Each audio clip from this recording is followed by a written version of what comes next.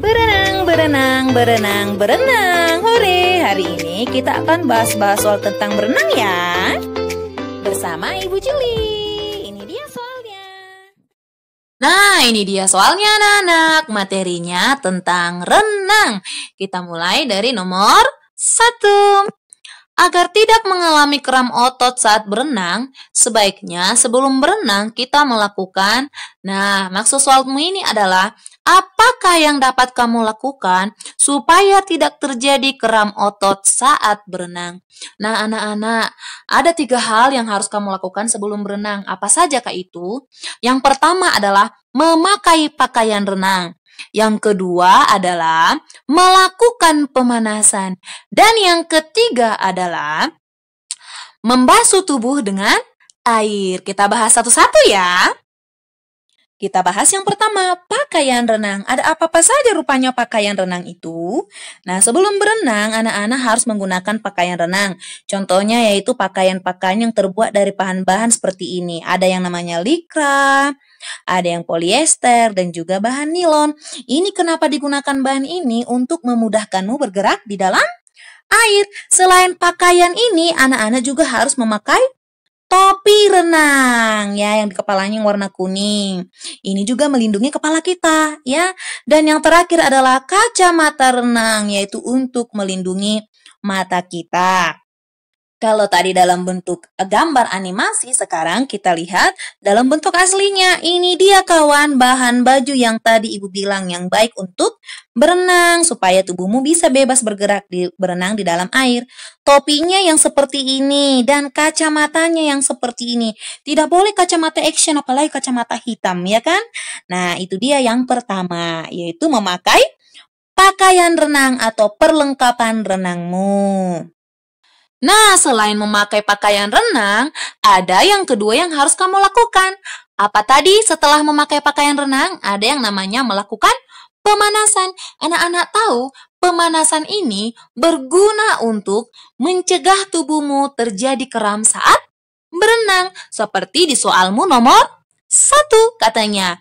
Agar tidak mengalami kram otot saat berenang, sebaiknya sebelum berenang kita melakukan, apa tadi yang kita lakukan anak-anak? Yang kedua, yaitu pemanasan. Itu ada di pilihan B. Nah, apakah mandi air hangat? Tidak. Pemijatan kaki dan tangan? Tentu saja tidak. Dan D, pengamatan kebersihan? Tidak. Ada tadi 3, yaitu memakai baju renang dan juga pemanasan. Dan yang ketiga adalah membasuh tubuh dengan air. Kira-kira apa kegunaan membasuh tubuh dengan air ini? Kegunaannya adalah untuk mengenalkan tubuh kita dengan air.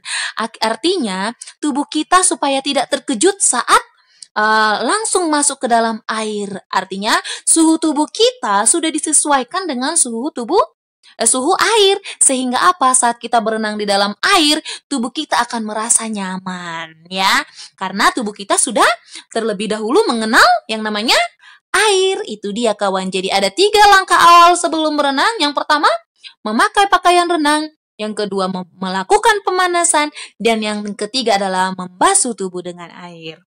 Sekarang kita lanjut ke soalmu nomor 2. Katanya, pengenalan air sebelum berenang dilakukan dengan cara ini tadi. Ada kawan 3 langkah yang tadi. Pengenalan air langkah yang ketiga ya kan. Gunanya untuk apa tadi katanya itu? Yaitu dengan cara bagaimana kita lakukan? Yaitu dengan cara membasuh tubuh dengan air. Di pilihan apakah itu? Kita lihat A, menyelam di dalam air. Tetot. B, belajar sifat-sifat air. Tetot. C, membasuh tubuh dengan air, ya, atau D, membaca buku tentang air. Oh, tidak. Berarti jawabannya apa anak-anak? Jawabannya adalah C. Nah, sekarang kita lanjut ke soalmu yang nomor 3. Saat melakukan latihan renang, kamu harus mengetahui teknik pernapasan, yaitu melalui, nah anak-anak, di nomor 3 ini katanya berbicara tentang teknik pernapasan. Nah, anak-anak, beda rupanya teknik pernapasan di darat dengan di air saat kita berenang. Kalau di darat, kita menghirup udara dari hidung. Coba hirup udara dari hidung, keluar dari mulut. Nah, kalau di air beda, kita bernapas melalui mulut kita. Ya kawan-kawan ya. Jadi coba kita lihat nih di sini. Kira-kira saat melakukan latihan renang, kamu harus mengetahui teknik pernapasan, yaitu melalui apa tadi anak-anak? Apakah hidung? Tentu saja tidak. Kalau hidung kita sedang di darat kan, bukan sedang berenang. Mulut, ya ini jawaban yang benar. Atau C, telinga? Tidak, telinga untuk mendengar. Dahi ini juga tentu saja tidak. Jadi jawaban yang benar adalah yang B.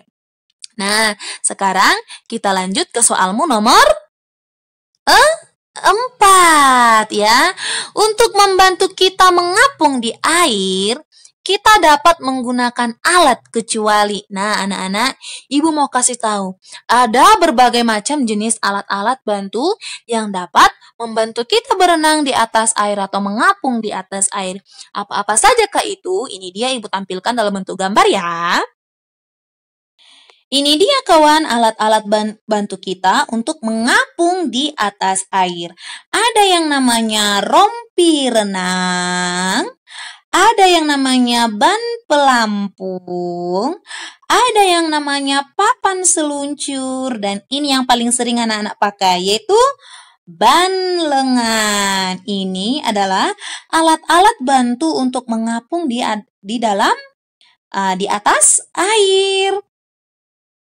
Nah, dari gambar tadi kita lihatlah, kira-kira alat-alat bantu apa sajakah di bawah ini yang benar dan yang salah. Kalau di soalmu katanya kata kecuali, berarti yang salah. Coba A, pelampung adakah tadi? Ya, ada. B, ban lengan, ini pun ada. C, papan luncur, ini pun ada. Atau D, rompi sekolah, tidak ya. Rompi sekolah kita pakai untuk sekolah, berarti jawabannya adalah yang D. Sekarang lanjut ke soalmu nomor 5. Berikut ini adalah hal yang dapat kamu lakukan di dalam kolam renang adalah. Nah, hal yang dapat kamu lakukan di dalam kolam renang artinya aturan-aturan apa saja yang dapat kamu lakukan di dalam kolam renang dari pilihan di bawah ini. Coba kita baca pilihan A. A, makan sambil berenang. Oh, ini dilarang ya. No, no, no, no. Artinya apa? Karena kalau engkau makan sambil berenang, kemungkinan yang terjadi satu, akan terselek air atau tertelanlah air. Padahal air di kolam renang itu sehat atau tidak, kawan? Tidak ya, air di kolam renang mengandung yang namanya kaporit. Ini berguna untuk membunuh bakteri di dalam kolam renangnya. Jadi tidak baik untuk ditelan, berarti salah. Selain nanti airnya tertelan, kolamnya juga menjadi semakin kotor, ya kan? B, berlari di tepi kolam, ini juga salah. Berlari di tepi kolam sangat dilarang. Karena apa? Dapat menimbulkan anak-anak bisa jatuh. Apalagi buat anak-anak yang tidak tahu berenang, jatuh ke dalam kolam renang, apa yang terjadi? Tenggelam. Kalau tenggelam, kalau tidak tenggelam, apa yang terjadi? Akan terjadi luka. Contohnya benturan, ya kan? Di kepala atau di bagian tubuh yang lainnya. C, memakai baju renang saat berenang. Ya, ini paling benar, ya kan? Kalau kita berenang, bagusnya memakai baju renang. Atau D, bercanda berlebihan di kolam renang. Oh, no, no, no. Segala sesuatu yang berlebihan itu tidak baik. Apalagi yang namanya kalau makan anak-anak berlebihan, lebih makan, kekenyangan katanya, apa yang terjadi nggak enak kan, bisa jadi muntah. Apalagi bercanda berlebihan, contohnya apa? Mendorong teman di tepi kolam renang. Nah, bercanda sih, didorong temannya di tepi kolam renang, apa yang terjadi? Bahaya tidak sama teman-temannya? Tentu saja bahaya. Apa yang terjadi? Dia bisa tenggelam, kepalanya bisa terbentur. Apa yang terjadi? Timbul kecelakaan dan bisa-bisa akan menimbulkan kematian.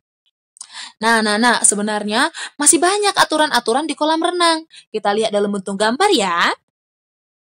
Ini dia aturannya, ada keterangan kedalaman, dilarang mendorong, dilarang terjun di kolam yang dangkal, dilarang berenang sendirian, dilarang berjalan di tepi kolam.